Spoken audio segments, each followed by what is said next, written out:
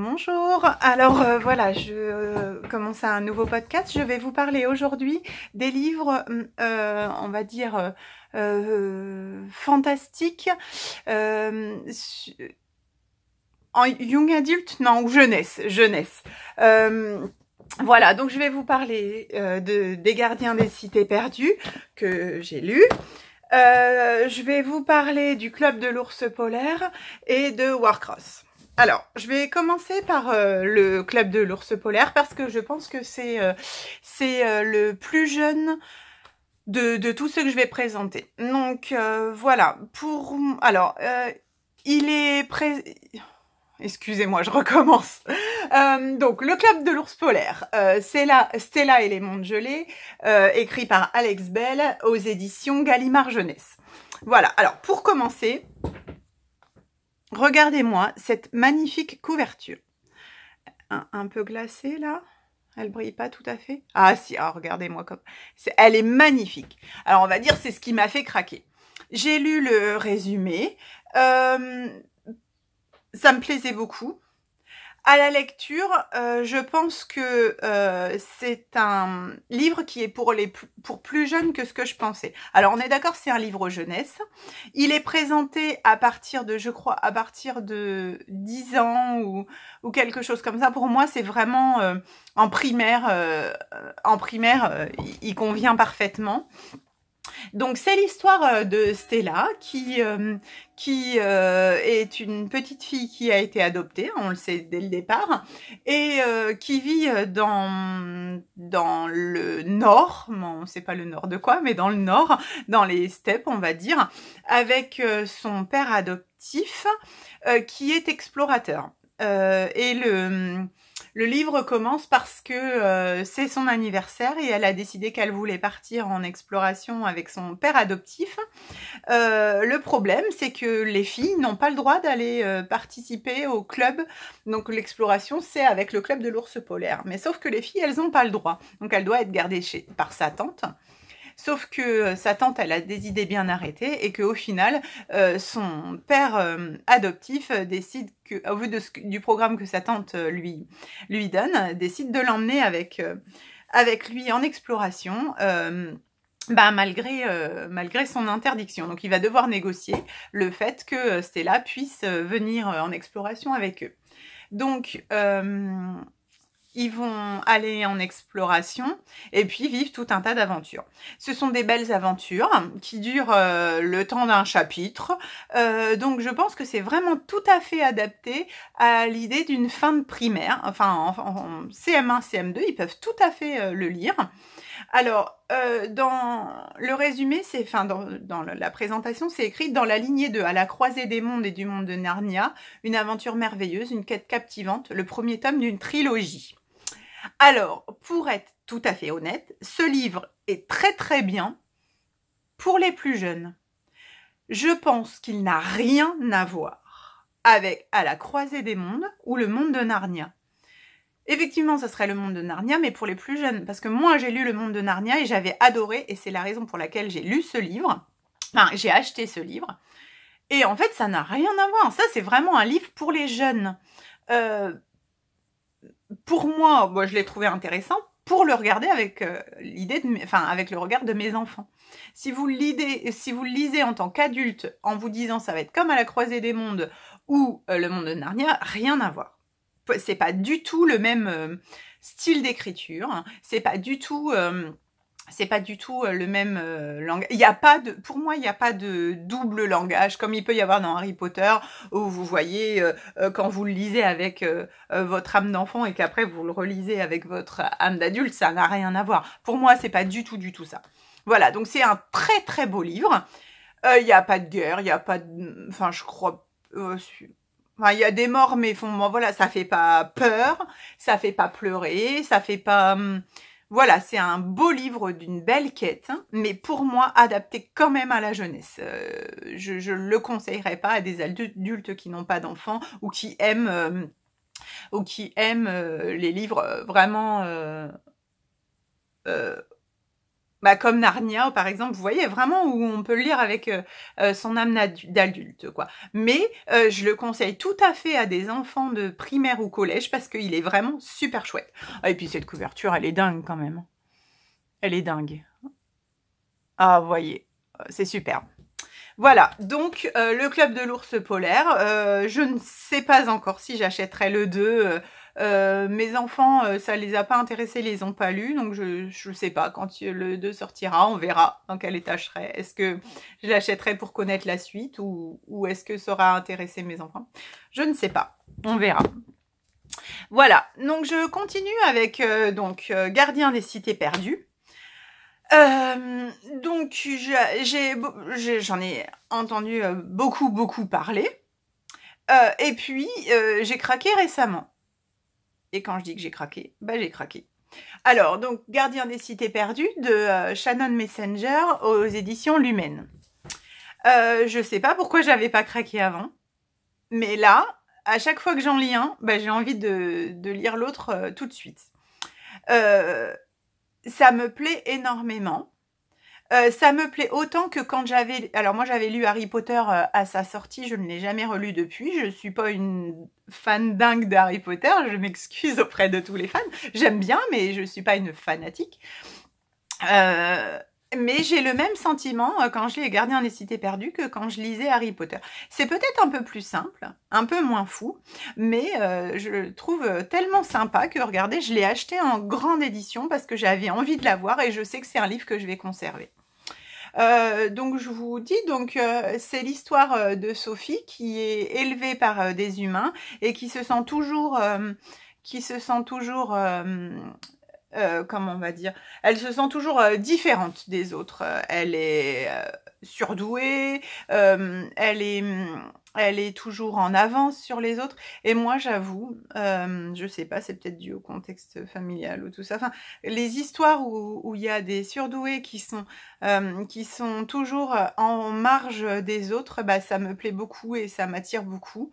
J'aime toujours beaucoup ces histoires où il y a un héros qui est un petit peu rejeté par les autres parce qu'il sait pas forcément communiquer avec les autres, parce qu'il est différent des autres.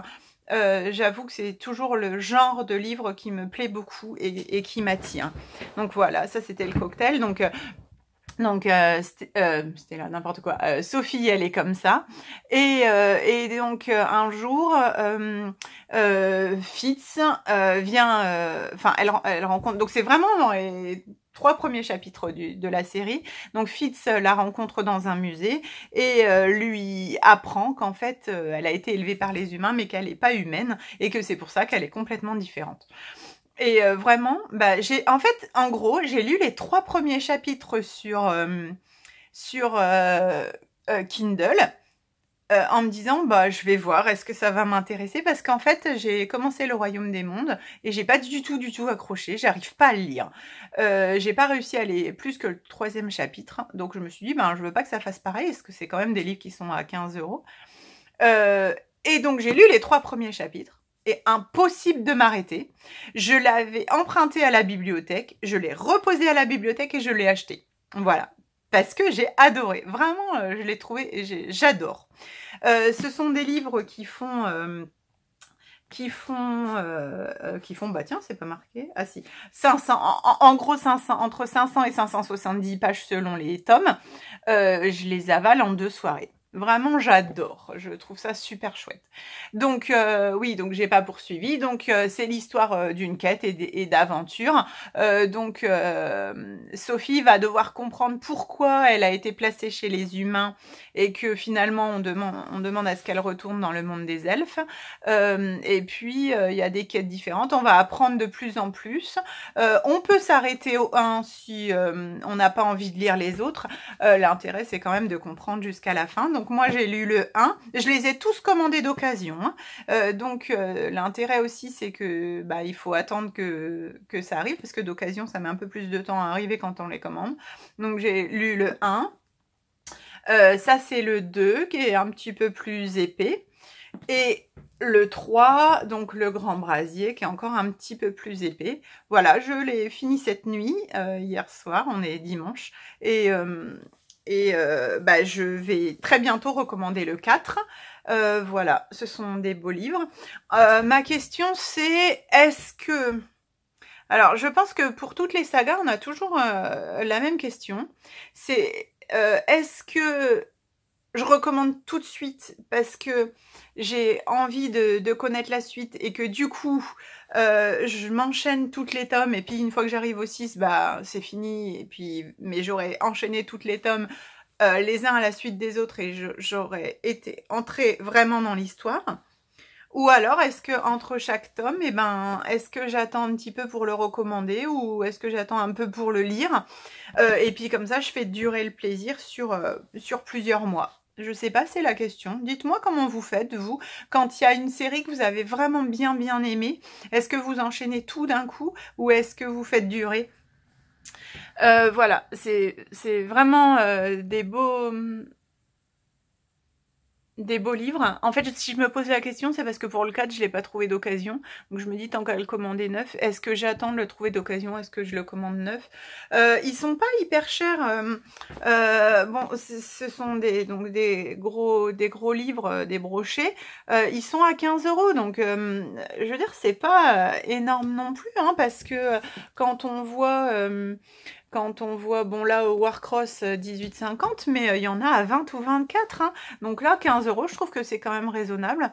Ben, pour un livre que j'ai aimé. C'est sûr que si j'avais pas aimé, je me serais dit... Mais bon, moi, je les ai payés 9 € d'occasion.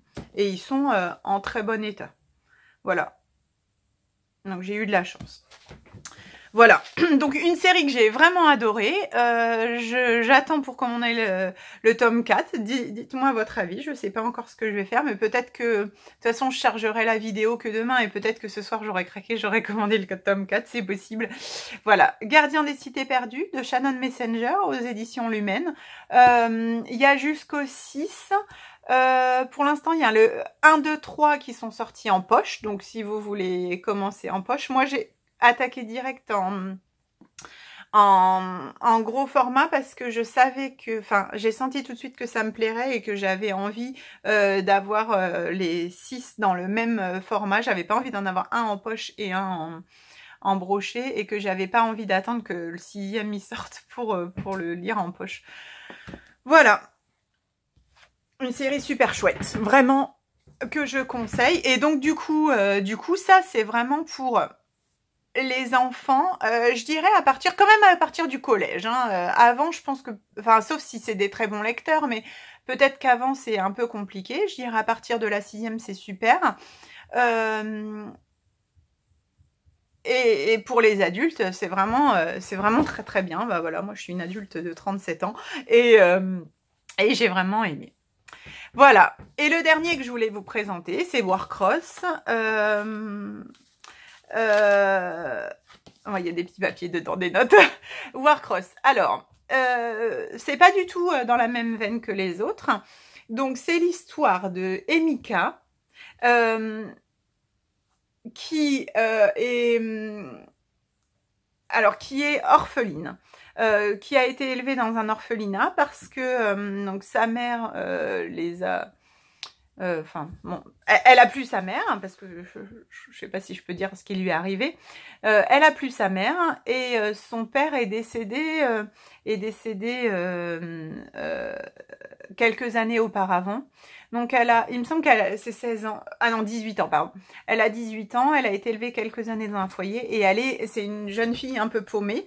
Donc pour s'en sortir, parce qu'elle a quitté le foyer et elle galère vraiment au niveau argent.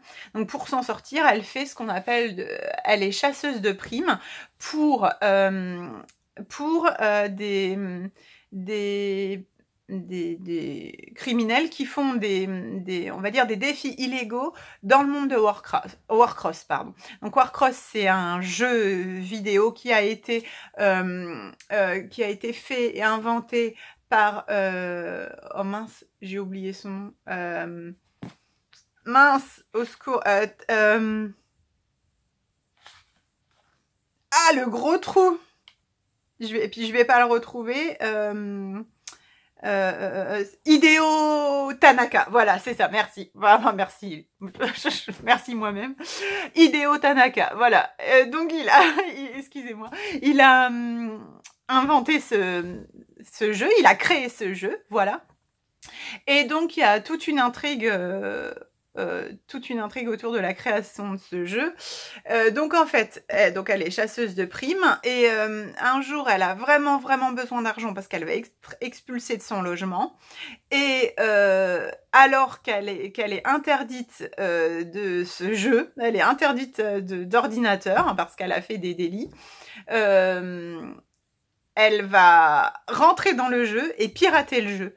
Normalement, personne n'est censé le voir, parce que c'est vraiment... Encore une fois, c'est une fille qui est surdouée. Voilà, je disais que j'adorais ces histoires-là, c'est encore une fois ça. Elle est surdouée et différente des autres, et elle ne sait pas communiquer avec les autres. Enfin, voilà, c'est encore le même principe. Vraiment, c'est un thème qui m'attire, mais je sais pourquoi. Voilà, et donc, elle est censée pas être vue, sauf que, on la voit. Et donc, elle va être contactée par Hideo Tanaka, le créateur du jeu, pour mener une quête dans le jeu. Voilà, je ne peux pas en dire plus. J'ai vraiment adoré. Je crois que si je m'étais arrêtée, on va dire 15 pages avant la fin, j'aurais mis 20 sur 20 à ce livre. La fin m'a laissée un peu plus songeuse. On va dire la fin, c'est la fin, quoi. Je peux pas vous en dire plus. Mais il y a quelque chose qui fait que je sais pas. Je sais pas. Alors, je suis sûre de lire le 2. J'ai vraiment trouvé ce livre super. Mais en fait, on va dire que l'histoire est très bien construite. Mais à la fin, ce livre, il m'a laissé perplexe et je me suis posé beaucoup de questions sur l'éthique et la déontologie, sur notre monde, parce que ça m'a fait penser beaucoup à Facebook, Google et toutes ces firmes qui, au nom de, je sais pas, au nom de la technocratie, on va dire, peuvent tout se permettre. Et la question, c'est est-ce qu'on peut tout se permettre quand pour faire des millions de bénéfices, et est-ce qu'on peut se permettre de jouer avec la vie des gens quand on a le pouvoir et le monopole de... Ouais, vraiment, c'est la technocratie, c'est vraiment ça. Donc voilà, ça m'a fait beaucoup penser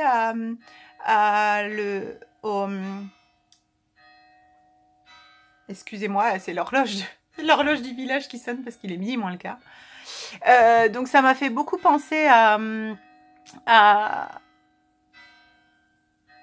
The Cercle. Alors, Le Cercle avec Emma Thompson que j'ai vu au cinéma cet été. Voilà, c'est vraiment questionner sur les nouvelles technologies.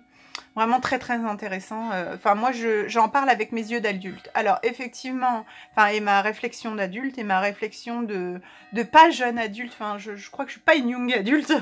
Et voilà, j'ai une réflexion par rapport à ça que je ne suis pas sûre qu'en lisant ce livre, les jeunes adultes ou les très jeunes adultes aient la même réflexion que moi. Voilà, mais vraiment, j'ai vraiment apprécié, je le redis, j'achèterai le 2 quand il sortira, parce que j'ai envie de savoir comment ça va continuer. Est-ce que cette réflexion sur toutes les nouvelles technologies, elle va continuer? Est-ce qu'on va voir une dérive ou est-ce que ça va se recaler dans quelque chose qui est plus de la normalité? En plus, il y a quand même la question, nous on est en France, peut-être qu'on a un peu plus une éthique qui est différente aux États-Unis. Où ils réfléchissent pas de la même manière aux nouvelles technologies. Enfin voilà, ouais, peut-être que je creuse un peu loin, mais vraiment ça m'a fait penser à tout ça. Donc un livre très intéressant. Voilà. Voilà. Je suis un peu perturbée par les cloches de l'église, excusez-moi. Ok, juste en face de ma maison. Voilà, donc je vous ai présenté les derniers livres que j'ai lus. Warcross, je l'ai lu il y a un mois. Je l'ai même recommandé à mon mari qui ne lit pas du tout, mais qui à fond, enfin les jeux vidéo, ça l'intéresse et tout. Et du coup, je lui ai même lu les 3 premiers chapitres pour lui dire vraiment, tu devrais le lire. Voilà, j'espère qu'il va le lire. Voilà, pour tout. Je vous revois très bientôt dans un nouveau podcast.